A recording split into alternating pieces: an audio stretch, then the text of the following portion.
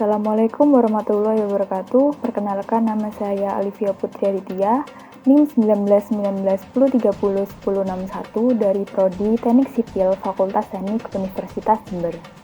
Dalam video kali ini, saya akan mengulas tentang Pancasila dengan tujuan untuk menyelesaikan tugas mata kuliah umum pendidikan Pancasila. Pertanyaan pertama yaitu, seberapa penting sih ideologi dalam konteks bernegara? Jadi, menurut saya, ideologi sangatlah penting dan bersifat sakral.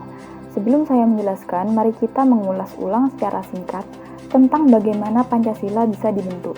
Pancasila sendiri dibuat sejak masa kepresidenan Soekarno setelah mendapat kemerdekaan. Ia dan rekan-rekannya lah yang membuat naskah dan merumuskan Pancasila yang hingga saat ini tidak dapat diubah dan menjadikan Pancasila sebagai ideologi bagi negara Indonesia. Ideologi tersebut dimaksudkan agar bangsa Indonesia memiliki pedoman atau dasar untuk mencapai tujuan yang diharapkan. Pancasila juga bisa disebut sebagai fondasi dari negara Indonesia. Apabila fondasi yang dibangun itu kuat, maka juga akan berpengaruh besar bagi sebuah negara tersebut. Dan apabila bangsa Indonesia dapat memahami dengan baik dan mengamalkan sesuai dengan yang tercantum pada Pancasila, maka Indonesia tidak akan terpecah belah oleh sebab apapun. Nah, pertanyaan yang kedua yaitu, apakah ideologi Pancasila di Indonesia sudah tepat? Mari kita ulas menurut sila yang ada di dalam ideologi Pancasila. Pertama, ketuhanan yang Maha Esa. Indonesia sebagai negara yang memiliki 6 agama yang diakui, yaitu Islam, Kristen Katolik, Kristen Protestan, Hindu, Buddha, dan Konghucu. Maka, masyarakat Indonesia harus hidup dengan cara bertoleransi dengan agama lain. Hal ini akan mewujudkan kehidupan yang selaras dalam berbangsa dan bernegara. Tetapi, pada kenyataannya, masih ada yang belum bisa menerapkan hal itu. Contohnya saja pada kasus Islam radikal. Kedua, kemanusiaan yang adil dan beradab, yang bermakna bahwa setiap tatanan masyarakat tidak terbatas pada suku, agama, ras, dan antar golongan, wajib bersikap dan berperilaku sesuai norma dan juga adat istiadat yang berlaku, serta berhak mendapatkan kesamaan derajat guna menciptakan keadilan dan kemanusiaan. Namun, dalam kenyataannya, masih ada kasus yang tidak menerapkan makna dari sila kedua tersebut. Contoh, pada kasus nenek Asyani yang diduga mencuri 7 batang kayu jati milik perum perhutani. Menurut nenek Asyani, kayu jati itu ditebang dari lahan milik almarhum suaminya yang kini sudah dijual. Namun, pihak perhutani tetap mengatakan bahwa kayu tersebut berasal dari lahan milik mereka, dan bersikeras tetap memperkarakan kasus pencurian tersebut.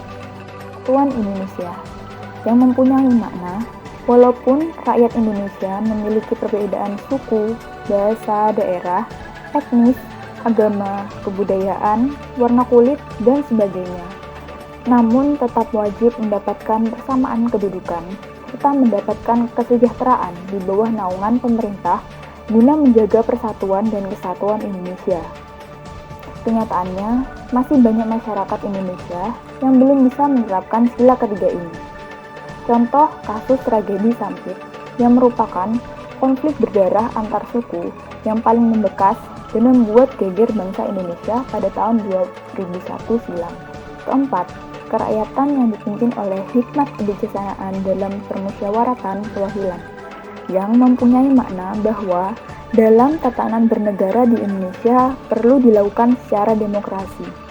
Demokrasi yang berasalkan dari rakyat, oleh rakyat, dan untuk rakyat guna mencapai mufakat melalui lembaga-lembaga perwakilan.